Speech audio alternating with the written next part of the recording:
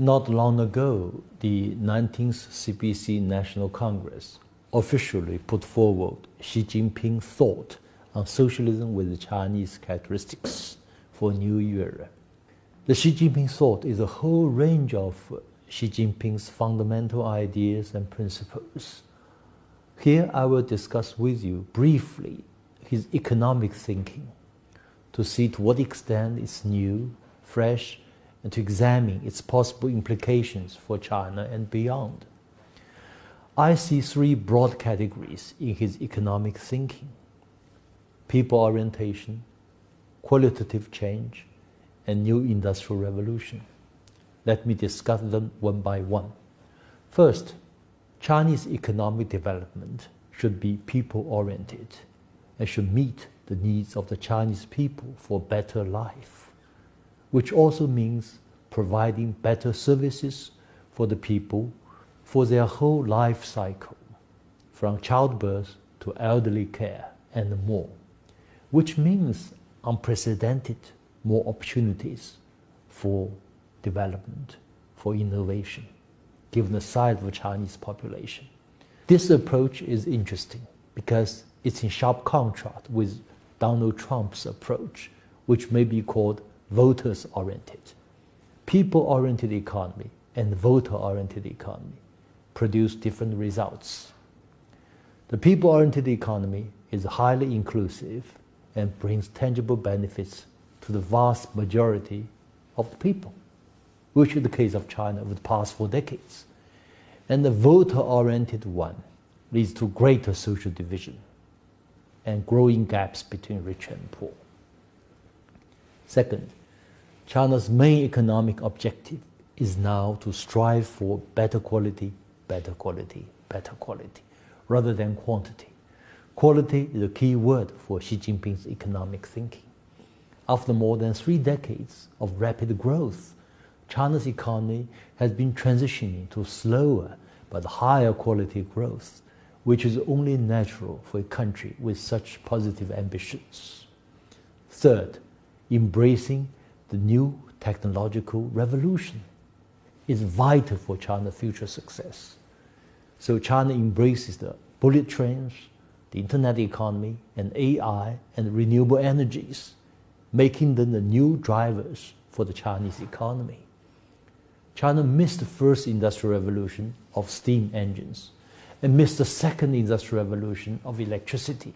But as for the third industrial revolution of the internet, big data, and AI, China now is on a par with the United States in many areas and is the leader in some other areas such as mobile payment, e-commerce, and shared economy. Some observers claim, I don't know whether it's fair or not, Xi Jinping is forward-looking and embracing the future, the year 2050, while Donald Trump embraces the past, the year 1950. Perhaps we can use elementary arithmetics to explain Xi Jinping's economic thinking. On the above 3 principles, we have addition, subtraction, multiplication, and division. Let's look at them one by one. First, addition, which means to increase targeted investment in emerging industries of strategic importance, such as renewable energies, information technology, new materials, and applying new technologies to traditional manufacturing. To increase the supply of better quality goods and services. Over the past 5 years, Xi Jinping has launched a large-scale, what he called supply-side structural reform. What does it mean exactly? We can use agricultural produce as an example. Rather than focusing on quantity, as in the past, there is increasing demand for green products. So China invests more and more in green agriculture to meet increasing demand from China's rapidly expanding middle class for green products. Number 2, subtraction, which means deleveraging to prevent financial real estate bubbles. Enterprises and local governments are required to lower their high leverage levels, and companies are required to cut excess capacity for lower-end products. The list goes on. And number 3, multiplication, which means to be innovative, to carry out innovations. Innovation becomes the driving force for China's growth, which indeed produces multiplying effects. Look at what's going on in China today. It's exciting. The internet revolution, WeChat revolution, e-commerce revolution, bullet train revolution, the list goes on, which have changed China and moved China to the frontier, to the forefront frontier of new technological revolution. China is the most exciting place to be if you care about new technologies and innovative economies.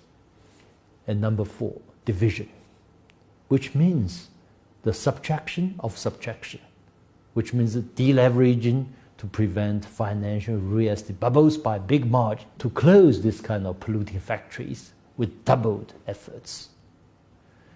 In these years of global uncertainty, with rising protectionism and deglobalization, Xi Jinping and his new economic thinking provide certainty and confidence, which is good for China and for the rest of the world.